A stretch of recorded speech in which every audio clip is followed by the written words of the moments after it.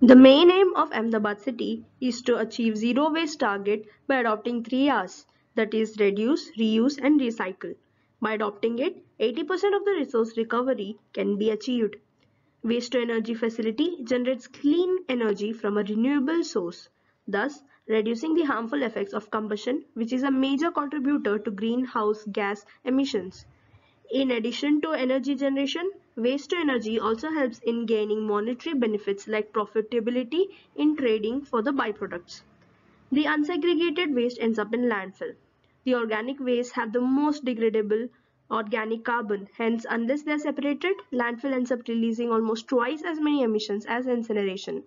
Hence, waste to energy plant would be ideal to help with the solid waste management in the city.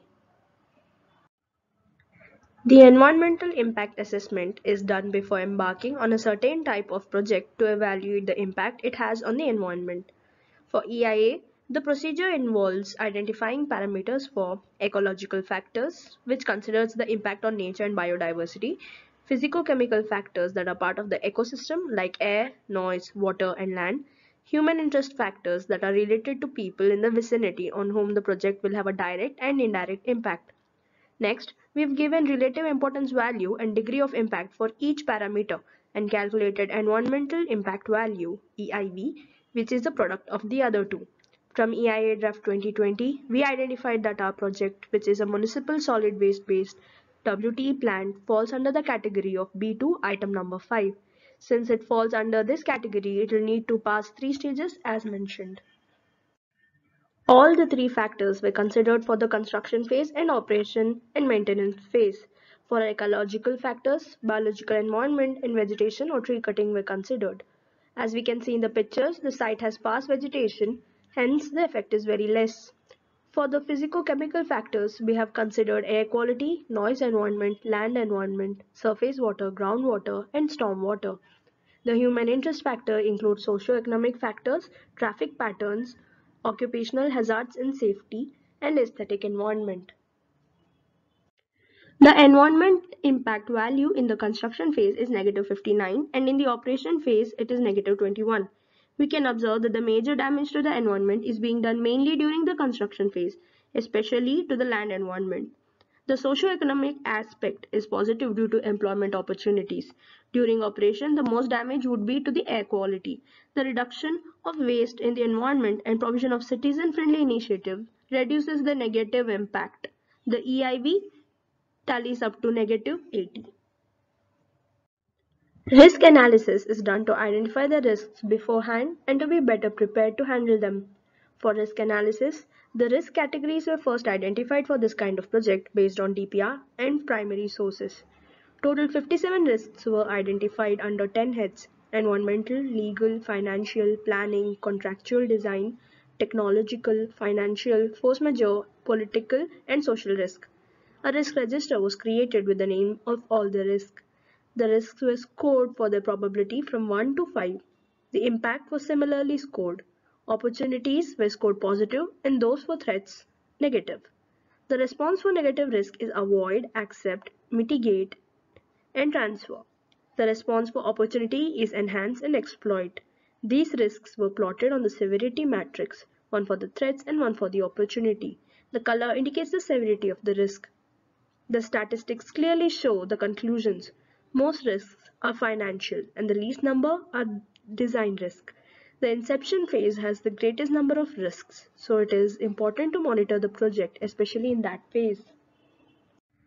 Concessionaire is the owner of the highest number of risks, followed by the ULB or the urban local body. Most risks are moderate in nature and can be mitigated.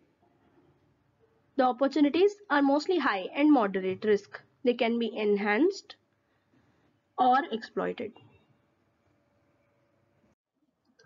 Procurement strategy is done to establish the modality of a project. For this, first, the parameters were identified and defined and elaborated. Different modalities that could be used to approach the project were discussed.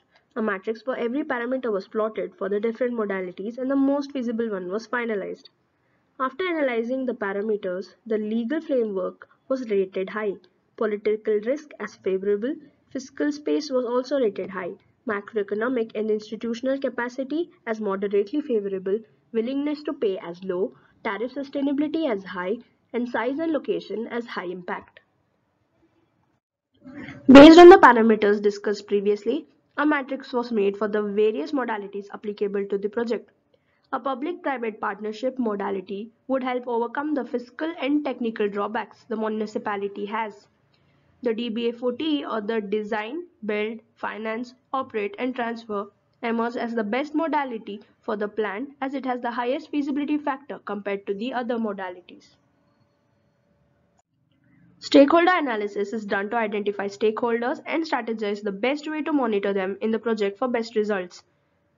For stakeholder management, stakeholders were identified and categorized under client, developers, central authorities, state authorities, non-governmental bodies, and community. 34 stakeholders were identified, and the main stakeholders are the client, AMC or Ahmedabad Municipal Corporation, the concessionaire, and GUVNL, who is the main source of revenue. Stakeholders were identified based on their involvement, their impact, interest, power, and influence, and was scored and plotted to create the power interest, power influence, and influence impact grid. The first quadrant shows stakeholders to be involved and satisfied, usually regulatory bodies and central government agencies. The second quadrant has stakeholders that need to be collaborated or managed closely by the client and developer. The third has the ones that need to be monitored.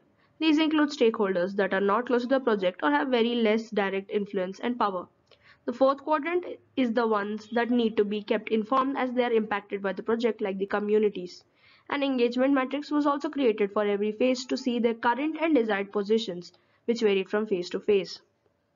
In conclusion, every exercise done in the studio was aimed at finding the best way to approach the establishment of a waste to energy plant. By studying the similar projects and analyzing alternatives to select the best one based on primary and secondary sources of data, it was concluded that this plant was required in the city of Ahmedabad and the best technology would be mass incineration. The procurement model best suited for the project would be a PPP, and the project would be done on a DBFOT mode. The conceptualization to the finishing of construction will take 4 years, and in the end, it will be financially feasible and beneficial for the city.